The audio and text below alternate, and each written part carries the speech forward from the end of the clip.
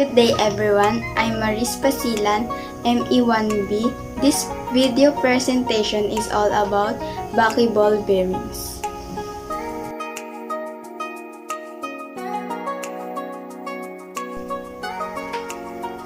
All natural sciences are affected by chemistry.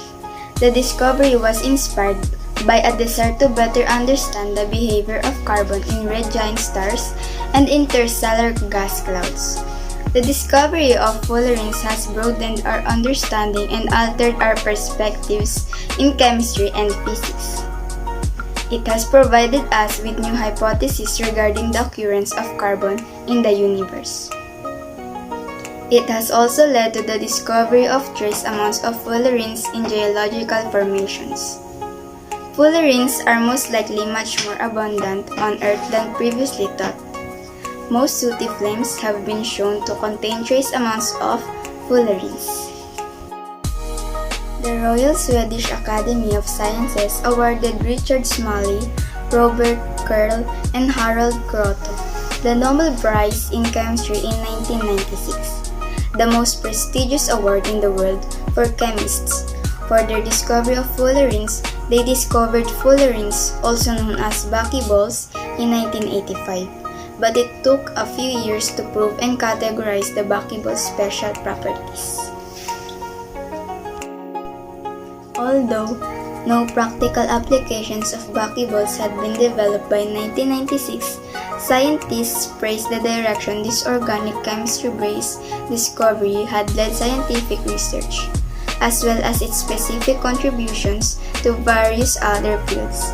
The unintentional discovery of fullerenes also highlights the benefits and unexpected outcomes that can occur when scientists with diverse background and research goals collaborate in the laboratory. Before we get into the specifics of the buckyball, we should talk about the element that allows it to exist in the first place: carbon. Carbon, the sixth element on the periodic table, has been discovered to be at least a partial constituent in more than 90% of all chemicals known to man.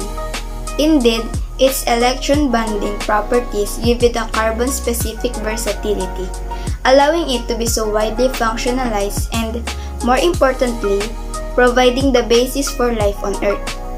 Because everything that lives is chemically based on carbon atoms, substances containing carbon are known as organic compounds, and the study of them is known as organic chemistry. Carbon can exist in pure carbon states such as graphite and diamond, despite the fact that it is involved in chemistry with a wide range of other elements and compounds. Graphite and diamond are two different carbon allotropes. An allotrope is a specific physical arrangement of an element's atom. Although diamond and graphite are both pure carbon, their chemical and physical properties, as well as value, are vastly different due to differences as crystalline structure. Polyhedrons that resemble spheres, rather, the commonly depicted C60 buckyballs, is in fact a truncated icosahedron. A better representation of it can be found in a soccer ball, which has the exact same shape. It is composed of 12 pentagons surrounded by 5 hexagons, 20 in all.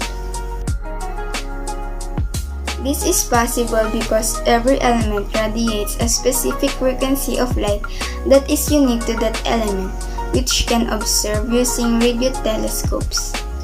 The elements can then be identified because a fundamental rule of matter, stating that the intrinsic properties of elements apply throughout the universe, which means that elements will emit the same frequency regardless of where they are found in the universe. However, Grotto believed that the chains were formed in the stellar atmospheres of red giants and not in interstellar clouds, but he had to study the particles more closely. These methods of producing buckyballs do deserve a great deal of applaud. However, humans cannot take all or even most of the credit for the production of fullerenes. As a matter of fact, buckyballs occur in nature, naturally, and in greater amounts than expected. Buckyballs are known to exist in interstellar dust and in geological formations on Earth. Even closer to home are the buckyballs that naturally form in the wax and soot from a burning candle, as the flame on the wick provides the sufficient conditions for such processes to occur. Buckyballs are the new sensation for us, but to nature, they are old news. Although buckyballs have not yet been used in any practical applications, partly due to the high cost of material, researchers are using buckyballs to learn more about the history of our world, and companies are devising some interesting uses for buckyballs even today. In their study, the researchers found helium of extraterrestrial origin trapped inside buckyballs extracted from 2 meteorites and sedimentary clay layers from 2 billion and 65 million years ago, respectively. The helium inside these buckyballs bears unusual ratios of 3He/4He coupled with non-atmospheric ratios of 40Ar/36Ar, which according to the research indicates extraterrestrial origin. In addition, they have shown that these fullerenes could not have been formed upon impact of the meteorite or during subsequent forest fires. Buckyballs are now being considered for uses in the field of medicine, both as diagnostic tools and drug candidates. Simon Friedman, a researcher at the University of Kansas, began experimenting in buckyballs as possible drug treatments in 1991 because buckyballs have a rigid structure, unlike benzene rings often used for similar purposes. Researchers are able to attach other molecules to it in specific configurations to create precise interactions with the target molecule.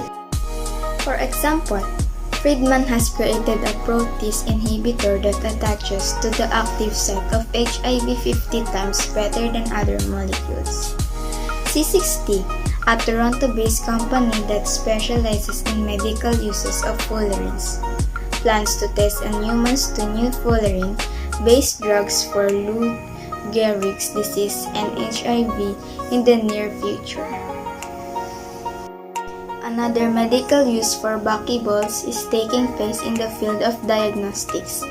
Buckyball's unique cage-like structure might allow it to take the place of other molecules in shuttling toxic metal substances through the human body during MRI scans. Usually, the metal gadolinium is attached to another molecule and sent into the body to provide contrast on the MRI scans, but unfortunately, these molecules are excreted from the system quickly to reduce the chance of toxic poisoning in the subject.